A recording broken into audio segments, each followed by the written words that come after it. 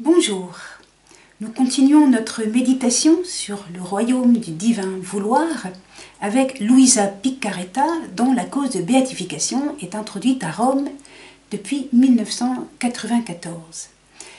La venue glorieuse du Christ dans la puissance d'amour, tel est le thème aujourd'hui. Tout d'abord, Dieu ne contraint jamais la liberté. Telle est la doctrine de l'Église, notamment le Concile de Trente, le décret sur la justification. C'est aussi la doctrine du journal de Luisa Piccarreta. On lit par exemple le 14 mars 1937, Jésus qui déclare « Nous ne voulons pas de choses forcées. Nous ne voulons pas de choses forcées. » Ainsi donc, certaines expressions présentes dans le journal, il faut faire attention, elles ne se lisent que dans la perspective de la venue glorieuse du Christ et du jugement qui l'accompagne. Par exemple, j'en choisis une expression, une parole attribuée à la mère de Jésus. « Mon fils, presse-toi, fais que ton vouloir investisse tout, et avec sa puissance et sa majesté, ainsi qu'avec un amour auquel personne ne pourra résister. » L'idée de ne pas pouvoir résister, c'est l'idée de la venue glorieuse du Christ et du jugement qui l'accompagne. Selon le prophète Malachie, il y a bien une expression similaire. « Qui soutiendra le jour de son arrivée? Qui restera droit quand il apparaîtra ?» Malachie 3, verset 2. Autrement dit, la parole attribuée à la mère de Jésus dans le journal de Luisa Piccarreta n'est en fait qu'un décalque, qu'une adaptation de ce style prophétique de Malachie. Jésus vient surtout pour la vivification des justes. Lettre aux Hébreux, chapitre 9, verset 28. Répétons-le.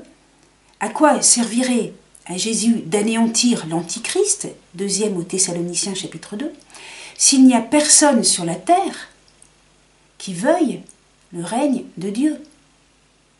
C'est pourquoi, avant même de venir pour juger, Jésus vient pour vivifier ceux qui désirent vivre dans sa divine volonté.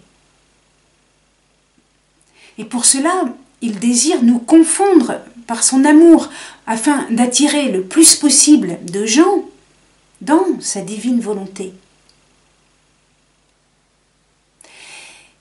C'est une pression d'amour, une force de conviction. Lisons le journal. Jésus parle. Ô monde inique, tu fais tout pour me chasser de la surface de la terre, pour me bannir de la société, des écoles, des conversations, de tout. Tu continueras dans tes efforts pour m'éliminer, et je te confondrai avec l'amour. Jésus veut opérer un miracle de grâce. Autre passage du journal. Je reproduirai le miracle de la résurrection de Lazare. Et bien qu'il se soit putréfié dans le mal, devenant aussi puant que Lazare, mon fiat les rappellera à la vie, fera cesser la puanteur du péché, les fera renaître dans le bien. Comment ne pas adhérer à cela? Oui, Jésus vient ressusciter notre volonté humaine dans la divine volonté, dans la volonté de Dieu. Viens faire cette résurrection en nous, Seigneur, par l'intercession du cœur immaculé de Marie. Voilà une prière. Il n'y a pourtant rien d'automatique, ni avant la venue glorieuse du Christ, ni pendant, ni après. Au moment de la venue glorieuse du Christ, les gens, ils ont encore leur liberté. Nous lisons « Ma volonté viendra du ciel pour habiter les âmes. Bénie sera l'âme qui la recevra et la laissera régner. Mais misérables seront les nombreuses âmes qui ne voudront pas la recevoir et ne voudront pas qu'elle règne en eux, qui la laisseront à l'extérieur comme une étrangère abandonnée. Mais ma volonté ne s'en ira pas. Bien que ces âmes me traiteront comme un étranger, je resterai parmi elles, attendant de leur prodiguer mes bienfaits, mes grâces et ma sainteté. » L'adhésion à la divine volonté se fait librement et donc progressivement. Saint Irénée parlait du royaume des justes comme d'un temps pour s'accoutumer à l'éternité. Mystère, le mystère d'une croissance en fait.